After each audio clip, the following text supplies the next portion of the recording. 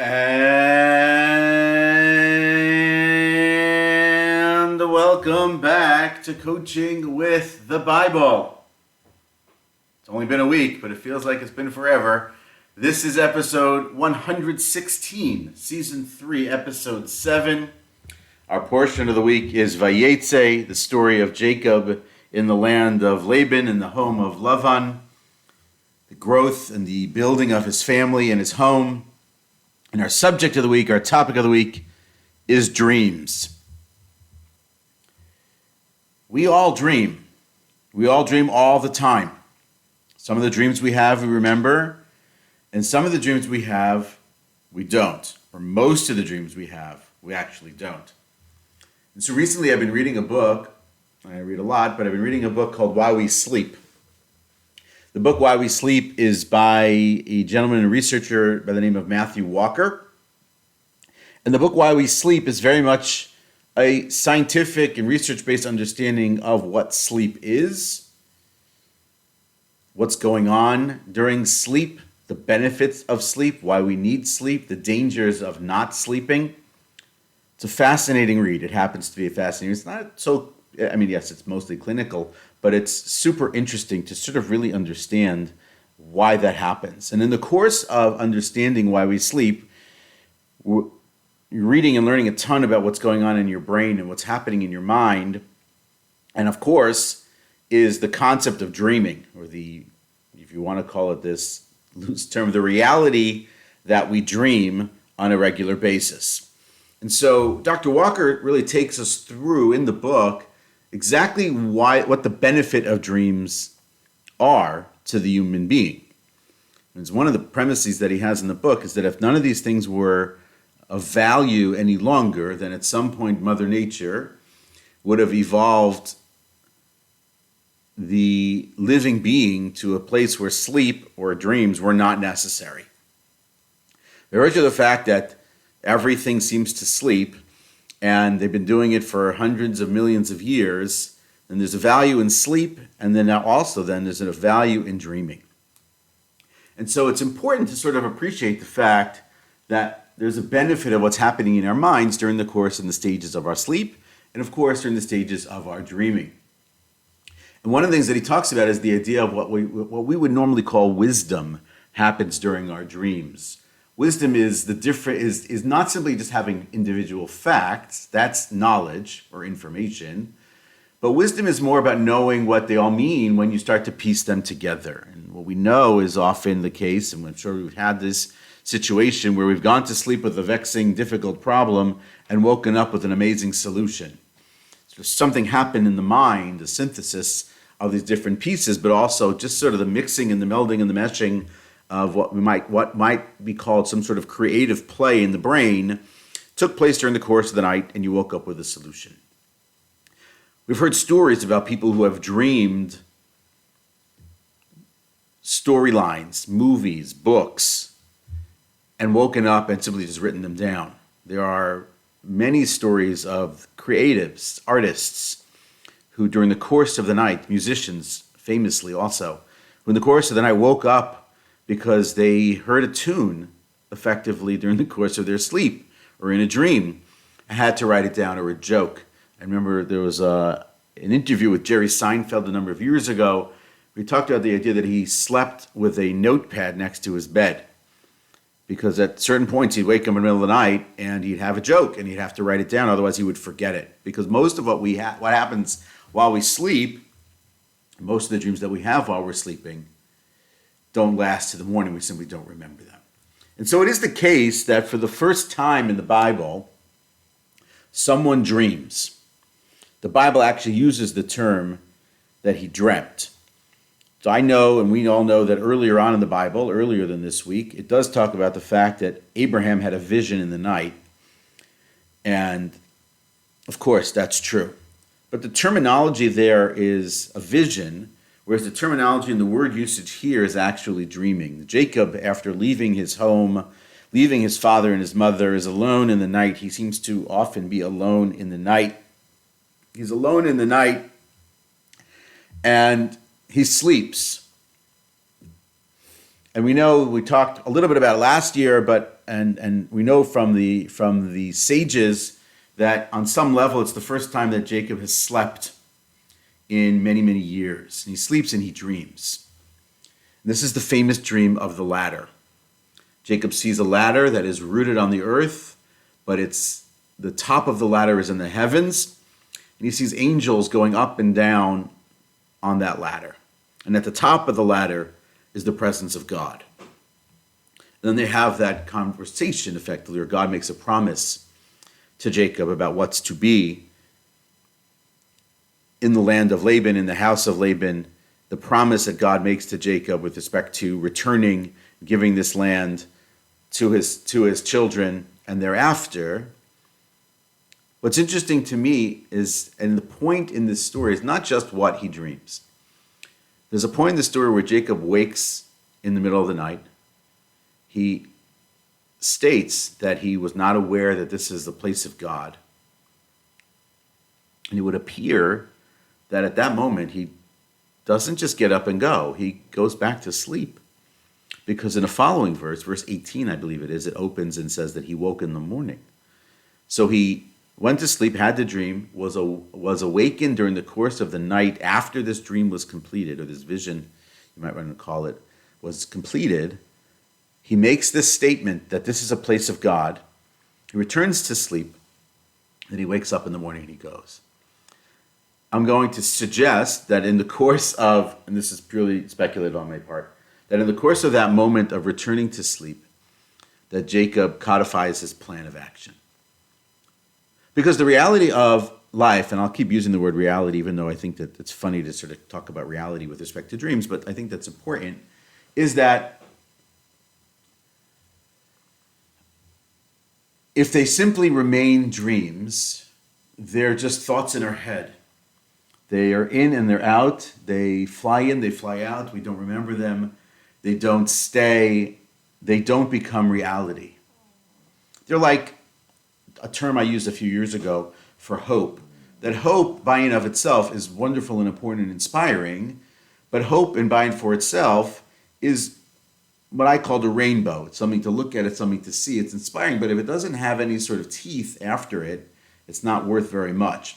And dreams are very much the same thing. And I'm not talking simply about the dreams that we have while we're sleeping. I saw a great quote that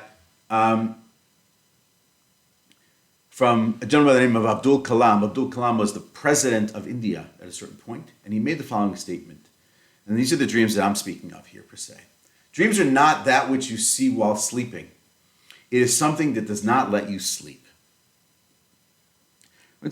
We have dreams. And when I say dreams, I'm talking about aspirations, the biggest desires in our life in terms of things we want to accomplish, things we want to have, whatever those things may be. It's not just sort of the weird visions that we have in our mind during the course of the night that we can't imagine how or why they came together, and most of the time we can't remember them when we wake up in the morning, but they make sense while we're sleeping or dreaming them. But it's really about when dreams become reality. When people talk about, I'm living my dream, that's what we want to talk about. That's what we want to think about. And I think what happens here is that Jacob in the night, or in the course of his working his way towards the house of Laban, is crafting his plan of action. Because I think that's what's most important here. Is I have a dream, whatever it may be, like that's great, but if it just simply lives up there and I talk about it, that's nice. But what do I do with that dream? How do I turn dreams to reality? And it's not a simple thing to sort of turn dreams to reality. There's some great articles and actually books written on one of the great dreamers of the 20th century is Walt Disney, and talking about his dreams and how he turned his dreams for Mickey Mouse, which ultimately became Mickey Mouse, and how that became this entire Disney industry, and how he had this dream about what ultimately became Disneyland, and how he went about making that dream into reality, because we always talk about the land of make-believe or the land of dreams. Fascinating reading. So it's important for us to sort of appreciate the idea of as Aerosmith put it in the 80s, dream on and dream until your dreams come true, that we have to keep dreaming. We have to continue to believe in the power and the ability of dreams that happen in the same way that Jacob does. And what Jacob sort of does is the following. He has a plan of action. He has a goal. So he takes his dream, the vision that he has, and we'll move a little bit off of this in just a moment, and he has sort of a goal. The goal ultimately that Jacob has, he has no idea what's about to happen to him. His goal is to get back home. That's the big goal. How do I get back to my home, to the home of my father, back to my land? That's the taking of that dream, which is the high, and then bringing it down into reality. If you want to use the dream itself as a structure for this, it's the following. The sages talk about the idea that Jacob is in fact it's not just Jacob's ladder, but that Jacob is the ladder. And that the way in which the ladder is situated, or the whole dream, is the way in which a person should live their life. So the base of the ladder is rooted on the ground, so a person should always have their feet on the ground. And the top of the ladder, the head of the ladder, is in the heavens. So a person should have their head to some degree in the heavens or in the clouds. And the actions up and down are the things that a person has to do. And above the ladder is the North Star, which is ultimately the goal or the biggest part of the dream. In this case, it's connecting, in his case, and cleaving and being attached to God.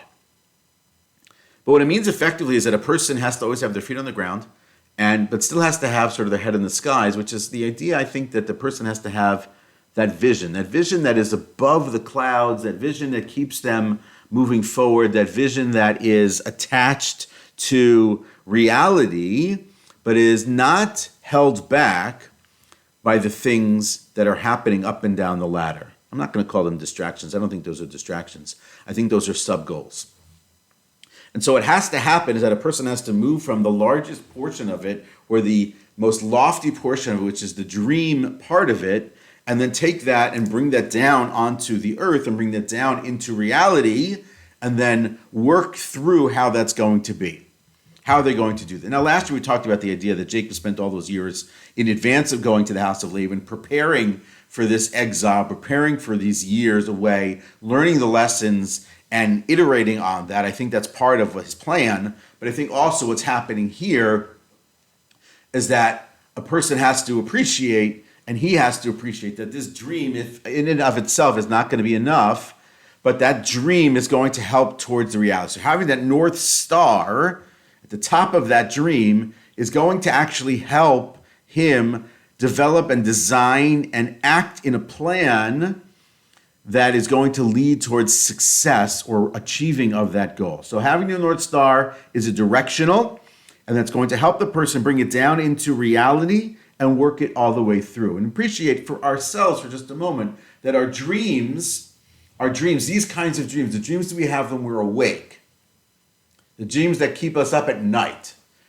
right? It's our ultimate aspiration in life. This is what leads to a significant, meaningful, and I believe an impactful life overall. And I think it's what we're shooting for, what we're striving for, what we're thinking about, what we're talking about.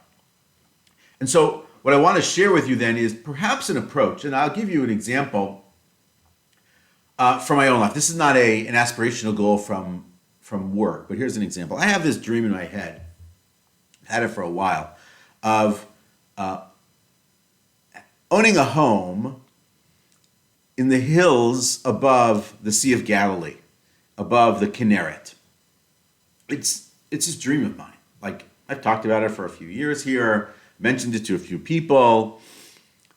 Here's the part, though, that's the part that I'm being honest about, is I've done very little to actually actualize that dream. I have an idea. I know what it looks like in my head. I've dreamed about it. I've daydreamed about it. But I haven't done very much in actuality about it. And so, admittedly, it's sort of like frustrating for me that I haven't done more. But it's there. And so let's use that as sort of an idea. So I have this in terms of an action plan, right? As how you take that down. And it moves then into a conversation more very much about goals and a lot of other things that we've talked about in coaching with the Bible. But let's take this as an example. But it could be anything. If it's a dream about the business you want to start, if it's a dream about the family that you want to create, or the home that you want to craft, if it's a dream about a relationship, if it's a dream about an area of study that you want to, go into, or an area of work that you want to go into, you dream about it, really, So it's there, it's in your mind, you think about it. So the first thing is to really visualize it. But I'm going to take it a step deeper using a term that I learned from a coach of mine, and different other places, which is not just visualizing the dream. Visualizing the dream is great, and the next step of that is writing it down in great detail. Become very detail oriented about what the dream looks like.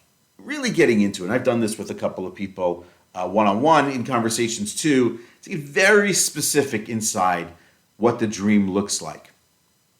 The people that are in the dream, the places that are in the dream, the things that are in the dream, the materials that are necessary for that dream to happen. Go through all of that. But then he added the following concept, which is not just visualize, but to visualize. I thought that was such a great term. Visualize is the blending of both the visualization of it and the physicality of it. Visualize, Physualize, is the idea of making it real on some level. So let's say there is a car that you want to own. So read in great detail about that car, learn everything about it, maybe even go see one in a showroom.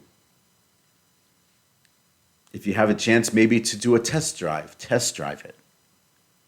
To get inside the space of that dream physically with your entire being is a whole other level.